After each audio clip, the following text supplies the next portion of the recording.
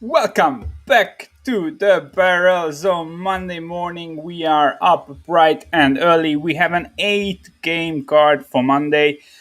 I only have one side bet that I place, but I will also share some picks from my strikeout model that we are trialing right now. So I'm going to give out 4 picks today.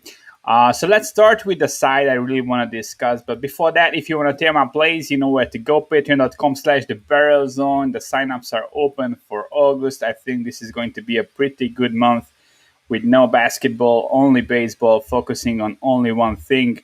This usually helps a lot. So yeah, I took Tampa Bay today. We have Michael Waka on the mound against the Mariners. Flex him. Waka is coming off a 5 inning outing where he had 9 strikeouts against the Yankees. His changeup is looking really good. His fastball velocity, even more interestingly, is up about 2 miles per hour. It was averaging around 93 miles per hour earlier this season. It's above 94, touching 95 now. Waka is a guy who has extreme home and road splits, and that's the same thing we can say about Flexen. I will mention that later. So Waka has a 301 home WOBA, but on the road he has a 382 WOBA.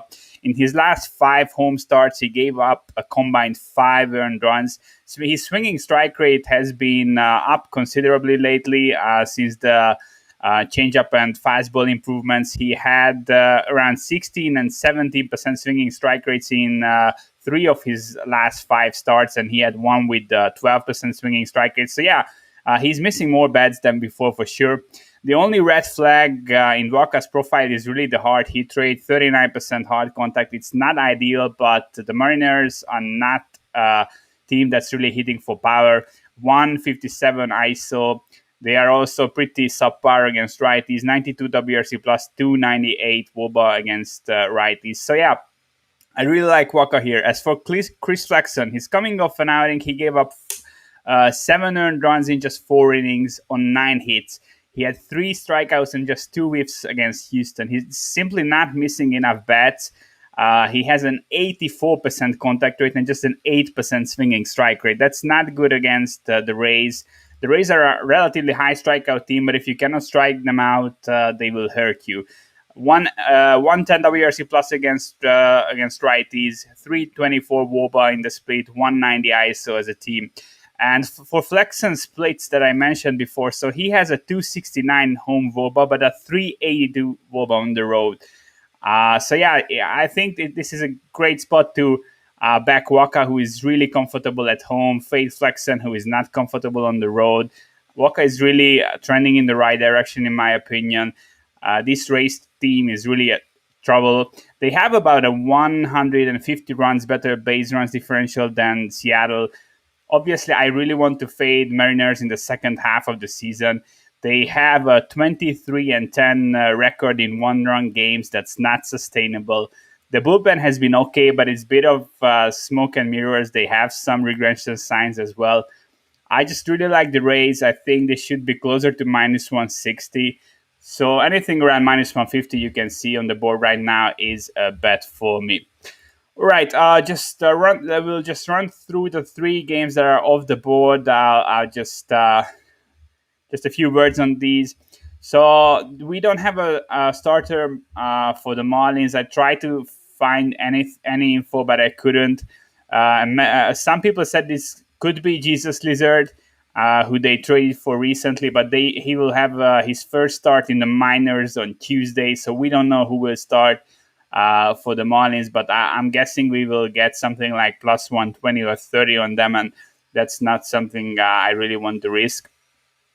For the Angels, we have Otani and Dunning, and this won't be Otani. Madden scratched him, and he said that he could pitch at the end of the Texas series or the beginning of the Dodger series, which will come after this one.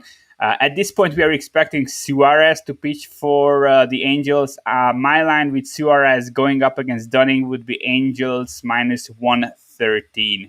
And the third game that's off the board is the Giants game.